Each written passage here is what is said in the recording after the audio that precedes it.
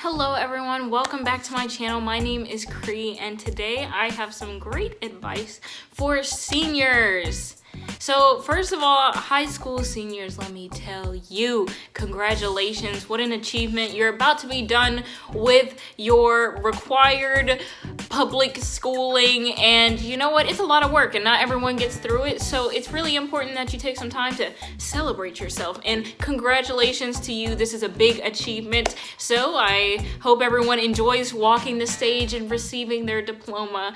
But before we get to that point, listen, it is going to take a little bit more work, so don't give up quite yet. You're almost done, yes, but just push yourself this last year, and let me tell you some great advice that should hopefully help you before the end of your year. But congratulations for making it this far. So seniors, let me just tell you, I had this one teacher and all she was saying was like, senior year is generally a very busy year for students. Second semester, a lot is happening. And let me tell you, that's the last thing I wanted to hear. I was like, what? I always heard seniors were like laid back, you know, it was easy, it was the end of the line, which to some extent, that's how it was. But to other extents, I was working very hard. So, you know, it kind of depends. But anywho, so I don't mean to like, you know, tell you you're going to be working a lot, but you are going to be working quite a bit. So try not to let your grades slip too much, you know. You can ease yourself on though. You don't have to take like, you know, super hard, strenuous classes. I mean, push yourself and take classes that you're interested in. But, you know, if you already know you're trying to have a chill year, don't even worry about it, okay? That's just my first thing to let everyone know. I told every other grade level, freshmen through juniors, that they should take advanced classes, take pre-AP, AP, IB, whatever they can take to get that you know, those extra points and to get that extra experience in more challenging courses. Seniors, you do what you want, okay? Do well in the classes you take, but do what you want. All right, so this is a big time for seniors because of college applications. So what I say is college applications are likely going to be stressful, and it's going to be a lot to manage and to take in. Now, if you're like me and you're applying to a lot of schools, then it's going to be a lot harder. If you're only applying to a few, then it's not going to be, you know, as stressful and as big of a deal as, you know, I might be talking about. But it depends, because I applied to 15 schools, and I feel like that's necessary context, because I could be like, oh my gosh, I was so busy, and you're only applying to 3, and it's like, well, it wasn't that bad for me. Like, it's still going to take work to apply to 3 and to apply to 15, but you just might not have as big of a time commitment. So take what I'm saying with a grain of salt, at least in that aspect. But my first piece of advice is to set a goal to have all your college applications done. So like, I want to have my application done by X date. So the thing is, I wanted to apply early action. It's important to know the difference on my Patreon. I keep mentioning it, but on my Patreon, I do have the difference between each and every like early action, early decision, regular decision, goodness, and early action 2, like all the different types of decisions that colleges have. So I kind of take you through that. It's pretty easy. What you need to know right now though is I applied early action, and that basically means it's non-binding. I apply early, I know early. So, but I don't have to go if I get accepted. So early decision, on the other hand, is you apply early, know early, but if you get accepted, you have to go. So that was intimidating for me, because I didn't have a first choice, and I didn't want to like accidentally press like early decision, and then it's like, oh my gosh, I'm committed to this school, but I don't even want to go. So just make sure you know the difference between the two, because it does make a difference. And I would suggest early action, because the earlier you get it in, you are done earlier, so you don't have to worry about it. Application's been submitted, documents are submitted. All you have to do is wait for the decision to come out, which can be stressful too, but you don't have to worry about like filling out more applications or doing more essays. You're done with your part. So that's why I recommend early action, because with early decision, the longer you wait, the larger the applicant pool.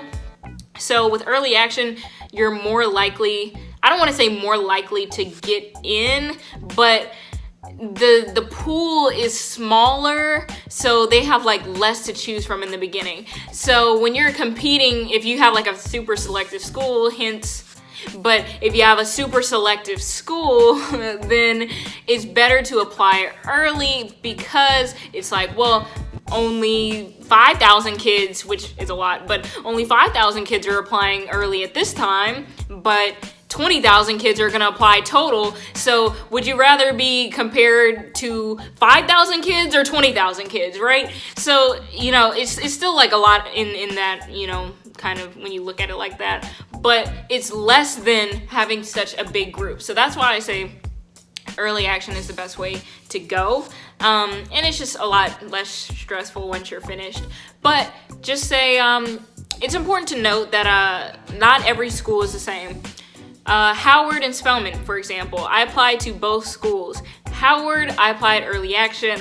It was due November 1st. Spelman, I applied early action. It was due November 15th. It's important that you keep track of what schools have what application due date, because as you just heard, both of those were early action and both of them were different dates. So not every school is gonna have like the same application date. So don't just think, oh, this early action, I can just turn it in by this date because that's what this school said. No. The date can be different. So make sure you pay attention to that. And like, I use Google Sheets to keep track of all my stuff, which is very similar to Excel. And so if you use that, or whatever you use, just have a system. Have a system to make sure you're keeping track. Like, okay, I'm applying to this school this week, or I'm applying to this school, period. It's due on this date, and this is the application fee, whatever. So they require an essay, they require transcripts, whatever they require, make sure you have that listed. And Sheets was just a lot easier for me to use because I could just list it out and see everything right off the bat. But anywho, find a system that works for you. All right, if you haven't already, make a resume. I have a resume builder on my Patreon, but there are plenty out there. Word has a super easy resume where you just basically fill in all the material based on whatever template they give you. So does Google Docs, I think. I'm pretty sure they have some resumes too. So just make one if you haven't already. I'm sure like a lot of schools require it now for certain classes that you make one. So you might already have one. And if that's the case, great. If you don't, make one. Include all your community service hours, all of your like clubs or organizations that you've done, leadership positions that you've had, GPA, like things like that could be relevant information. So like the education that you've had, if you've had internships, a job, all of those things, because they're going to be useful information for the college. Now, your essay, on the other hand, is going to be really important, but it's going to show your more creative side. So my problem was that I'm not much of a creative writer. That's just not necessarily my thing, in my opinion. So when I wrote the first draft of my college essay, and this is kind of like my next piece of advice, start writing your essay early. It doesn't have to be stellar. It doesn't have to be an amazing first draft. Just get your thoughts out on paper, and have someone review it. So I recommend doing this over the summer and giving people time to review your essay, kind of like swallow your pride a little bit, because that's what I had to do, and let people criticize your work. Like, let people read your work, and they might criticize it, and that's okay, and they might tell you where you could be better off. Now, as the artist, as the writer, as the author, you have to decide what is best for your paper, but take that with a grain of salt. So I'm not just saying anything that anyone tells you is wrong. No, I'm saying you do have to listen to what they say, but if you are going for a certain creative element and in a very specific way, and they tell you to change it, or they don't like it and they say take it out, that's always good to ask multiple people. So I asked my parents to read it, I asked my aunt to read it, and my aunt had a friend who read it, I had someone else who was reviewing my essays. So I had multiple eyes on my paper, on my work. So someone might tell me, oh, I like this, or I hate that. So you kind of have to decide what you like when you have mixed feelings.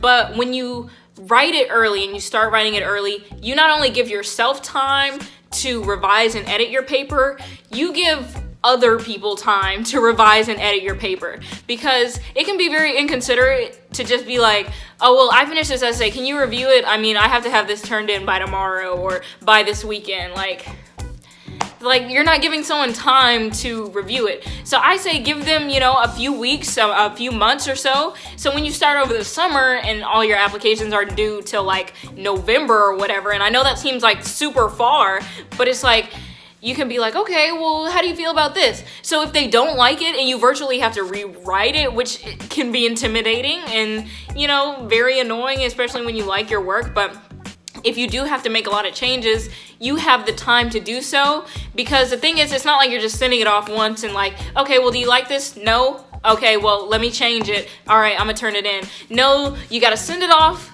find out if they like it, change some of the things that you feel like could be better and that they felt like could be better, send it back off, is this better? And they'll be like, oh yeah, that's better, or no, you gotta work on this, take it back, send it back. So it takes a lot of back and forth. So keep that in mind. You're gonna need some time to do that because you wanna give other people the time to review your work and your essay. Now, like I said, your essay is more of that creative element that shows you as a human being. So, like I said, I don't feel like a super creative writer, but I consider myself to be a very animated person. I'm moving my hands, I'm very talkative and socially active. So I'm like, okay, in general, like, you see me now, I'm like talking all the time. I'm very animated and cartoony, but in my essay, I was like, hello, my name is Cree, and I was in this club in this year, and that's all about me. So I was basically like putting my resume into essay format. And so that was my first draft, and it just was dry. I consider myself to be a humorous person. There was no humor. There was nothing entertaining. It didn't reflect me and my personality. So having other people review that and telling me what I could do better definitely helped me a lot to revise and edit my own thoughts and to showcase more of myself and my personality. So my next essay and my final draft was completely different. I won't say completely, but it was very different from the first draft that I had done. There was much less of that robotic, just kind of rephrasing or listing of like my resume. It was definitely more of, this is me, So that's the difference. And when you have someone review, you can notice that. That's why I recommend starting early with a lot of this stuff. When you start before the school year, you can get so much stuff done way earlier. So my next thing, and I have advice about this on my Patreon about requesting a rec letter. So it's really important that you do this. A lot of schools will require them. Most will require either like 1 to 3. So most I feel like we're around 2 though. But anywho, I asked my teacher. So you never want to ask a family member like a parent, like, hey mom, can you write me a rec letter? You don't want to do that because they're probably going to have a biased opinion. So they, of course, are going to write like a glowing letter for you, but then like the college is going to be like, wait, this is your mom that wrote this? And they're not really going to trust it because of course your mom's going to want to make you look good. So you definitely want to ask someone who has gotten to know you over the years, or who you've worked with, like an employer, if you've had to work at like a part-time job or something, or like a teacher. I asked all my teachers, well, not all my teachers, but I had teachers that I was asking, and so that I had in high school. So it's just important to keep that in mind. Definitely want to ask someone who could write you a good rec letter. I had a teacher that I had all 4 years of high school, and I asked her because I felt like she probably knows me pretty well at this point, where like I've been in her class for 4 years. So it's just kind of like making sure you ask the right people who you think are gonna write you a pretty good letter. But it's important to remember to be considerate of their time. So just like I said about the essay, you want to be considerate of people's time when writing rec letters. A letter of recommendation takes a lot of time and can take time to write. and it's really kind of people to agree to write one. So just keep that in mind. Like, don't take it for granted, don't be rude, and give people the time that they need, especially if you're asking a teacher or, you know, anyone who's employed really at all. But even if they're not, like, just be considerate of their time, because if you're asking someone like, hey, could you write me a rec letter, it's due next week, they're gonna be like, I gotta administer all these tests, I have to create this, I have to do that, plan a lesson and put these grades in, and you're asking me for this rec letter 2 days before it's due. No, I'm not gonna write you one. So it's like, you wanna, of course, be kind when asking. Usually you should ask in person, but with the pandemic, you can get away with asking online as long as you're polite and, you know, considerate. And just say, hey, would you be willing to write me a letter of recommendation? It's due on November such and such, or December, or whatever date it is. And, here's my resume. Do you think you'll have time to do this? Something like that. And if they're like, oh yeah, I'd be happy to do it for you, great. But if they're not, thank them anyway for considering it and just move on to the next person, because, you know, you don't want to like waste time and be like, you should have written me a rec letter, I need it, now I have no one else to ask. Like, no, you gotta have some backup people, because sometimes people would write you a great rec letter and just don't have the time. So just be considerate of that. I say it's usually best to give people like 4 to 8 weeks, so that could be up to 2 months, where it's just like, you know, because at that point, there really should be no excuse. If they agree to do it and you've given them like a month or two to do it, and you maybe like email like a week before, hey, have you had time to work on this? Of course, be polite, always be polite, but if you just like email a reminder a week before, if they haven't given it to you yet, like, hey, have you had time to complete this? Just wanted to check in and see how things were going. Did you need anything else from me? You know, attach your resume. I didn't mention that. Attach your resume. I don't know, did I mention? Whatever. But anywho, make sure you do that so they have some material to write on. Even if they know you, it just helps because they can build off some of the stuff on your resume. But anywho, it's just considerate to give them that much time, and even if you are reminding them a week before, it can be like, oh yes, because then there's like no excuse. It's like, you agreed to do it, it's been 2 months, time is almost up. Like, you don't have to tell them that, but you know, you can think that and be like, and just email politely like, hey, how's everything going? Good, you know. But you know, in your head it's like, okay, time's almost up. But you know, always be polite, because they are being really, really kind and deciding to write a rec letter for you, which takes time. My last piece of advice, I mentioned this before, organize your scholarships, organize your college applications. Make sure you show and you have it visually able to just easily see when college applications are due, when scholarship applications are due. Because it can be like really stressful to try and manage all these application deadlines and not know when something is due and be like, wait, when was that due again? And so what I did, and I'll take y'all through how I organize my college stuff, but what I did was I used Google Sheets, wrote down all my colleges, all my scholarship stuff. I linked my student portal or the college's website in the sheets, in the document, because I was like, okay, I want to easily be able to access my student portal so I can submit stuff when I have it ready. So just make sure you do something similar to that, where you have an easy way to keep track of when things are due and how close you are to finishing, so you know when you got to get stuff in, how much time you have left, so you don't get overwhelmed and stressed later on. Alright everyone, so that was my advice for high school seniors. Y'all were a lot to handle, to be honest. This was a lot of advice to take in. I know y'all are trying to chill, I get it. But bear with me, bear with yourselves, bear with the school for the next year, okay? It's almost over. Definitely a very exciting time. So I hope this was helpful to you, the advice. Let me know if there's anything else you want to know or you want to see more of. I'm definitely going to talk about some of this stuff, some more stuff for seniors and for everyone really, but go check out my Patreon. A lot of helpful information. I'm going to continue to update that. So keep that in mind, and I hope to see you in the next video.